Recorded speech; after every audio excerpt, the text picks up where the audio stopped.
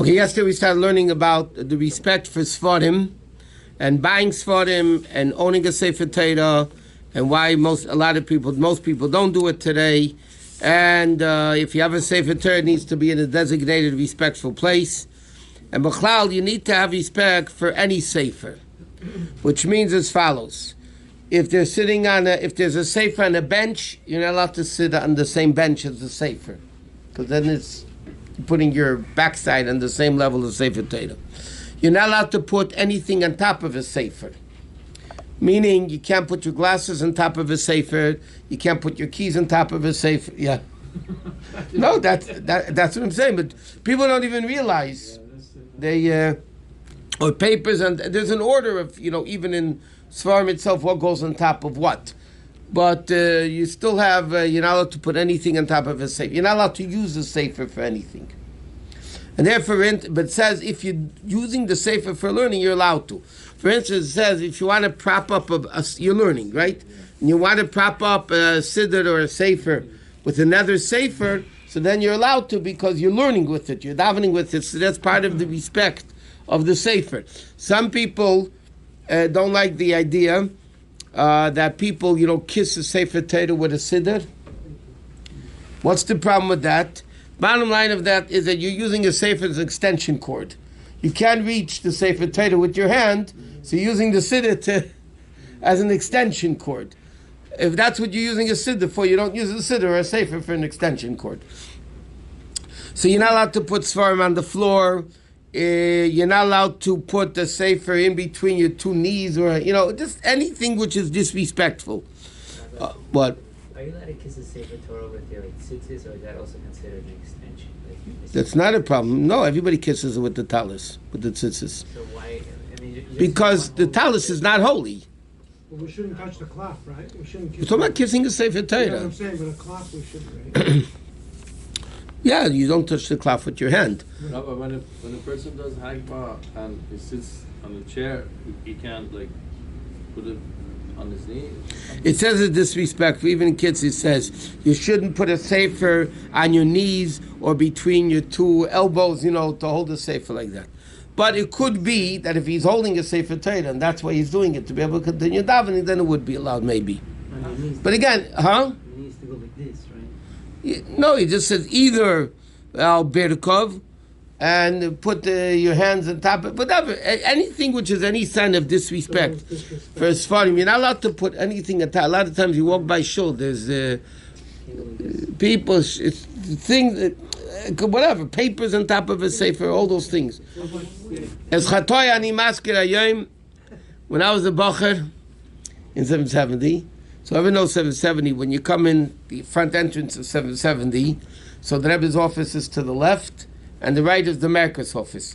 Now right outside of the Merkos office, there is this window-like, not a window, it's an archway, with small, whatever, I don't know what you call it. Panes, Huh? some space. The space that you put, that's where they used to put the mail for the Bachrim, and everybody would...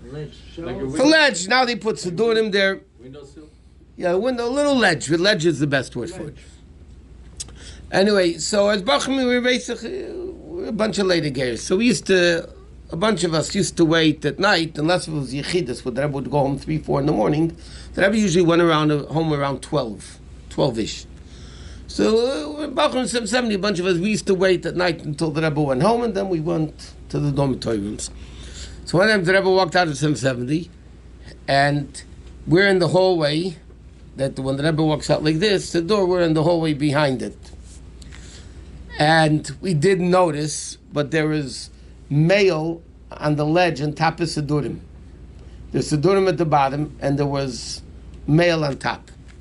The Rebbe walked out of 770. I'll never forget it. It's over 50 years ago. 45 years ago.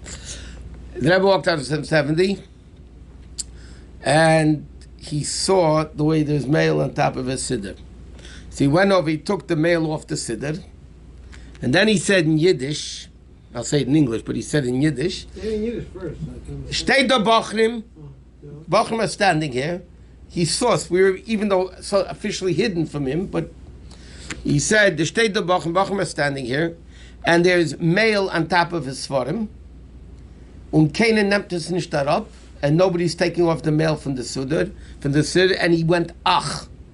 He went a loud ach, that my uncle, by the car, was taking the Rebbe home that night, heard the ach from the Rebbe. Anyway, we're finished. That's why I'm very careful.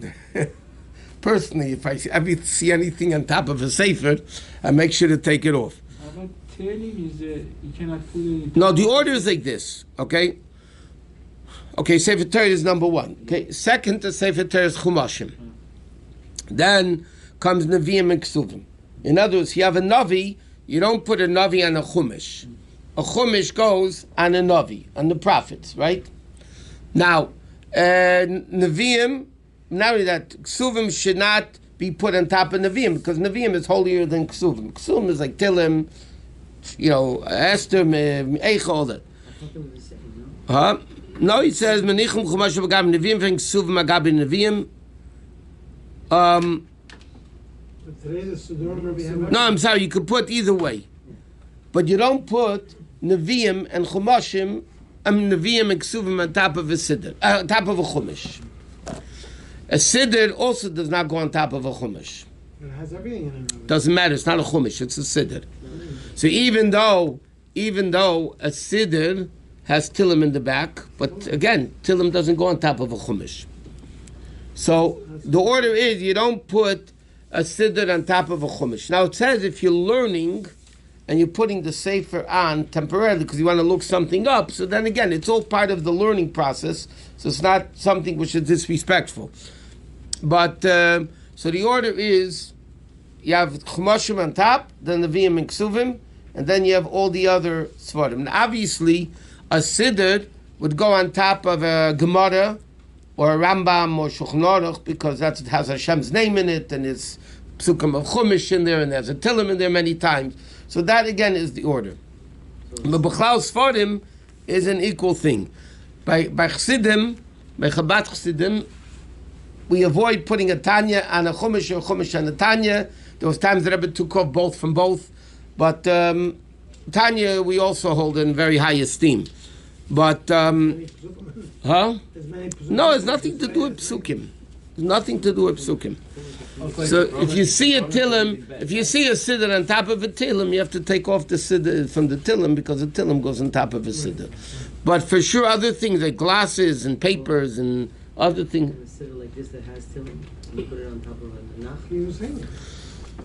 Al Pidin you would be allowed to, but if you think about it, l'cha'era, you have a siddur with the tilim at the bottom. So why aren't you putting a siddur on a tilim when you have it bound? A siddur that has tilim, right? It's the siddurim that have tilim in it. So l'cha'era you're putting the siddur on top of a tilim. So that's not an issue because it's one sefer. If it's separate svarim, you don't put a siddur on a tilim. You put a tilim on a siddur. But if it's bound together, it doesn't matter. Even though it's very interesting, you know the English Tanyas? Okay? Now you have the Hebrew on one side, English on the other. Now you can have Hebrew here, English here, or Hebrew here and English here. The Rebbe wanted, there was a whole issue with Sensino when they translated the Tanyas. The Rebbe wanted that the Hebrew side, when you close it, should be on top of the English side. So the page itself, the Hebrew of page 1 should be on top of the English of page 1, not the English of page 1 on top of the Hebrew of page 1. It should always be on the. Whichever way it is, it doesn't matter. But the bottom line is that even that the Rebbe wanted it was very particular that the Hebrew should be on top of the English. So what about the, Okay. What? What about using the chumash just to prop up a They siddur? have it different today. To prop up a siddur. Is that on top or not on top? It is on top. How do you prop it up? You put the siddur on the chumash. It's not. I think the Tanya. It is. The bottom line is the siddur on the chumash. Now you have the Tanya in English and the Hebrew. Yeah, for learning, but that doesn't mean a siddur should go on top of a chumash. Like this, you're not allowed to use svarim at all. I'm saying if you're learning, you want to prop up a sefer with another sefer, that you could. But you can't use a chumash to prop up a sefer because then the sefer is going on top of the chumash, which you can't do.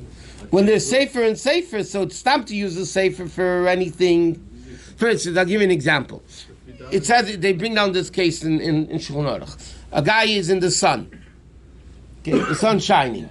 So he takes a sefer to shield him from the sun. That you're not allowed to.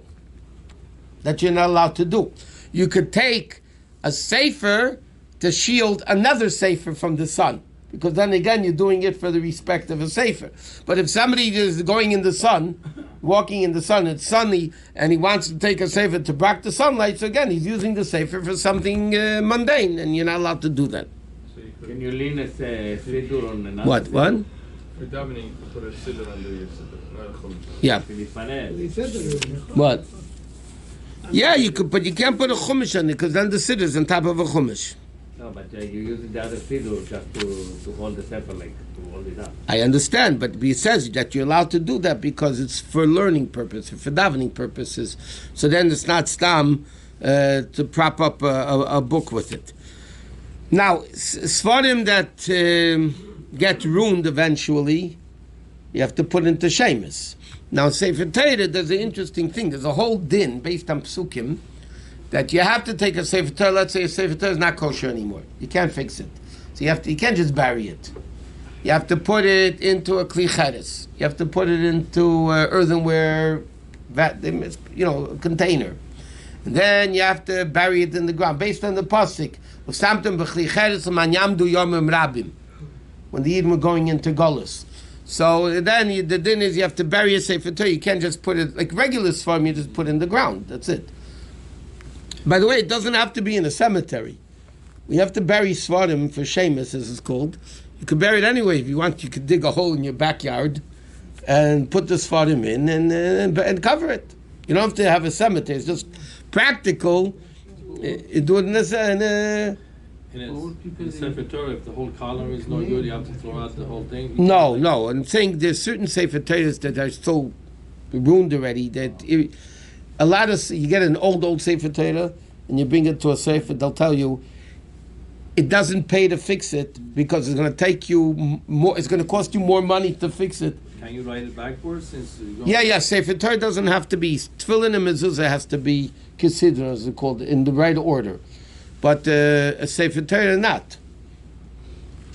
That's why mezuzahs, you have to understand, Sefer Torah, if you make a mistake, you really could fix it. If it's not Hashem's name you got a problem, you can't. But if it's mezuzah tefillin, a lot of times you make a mistake, you can't fix it anymore.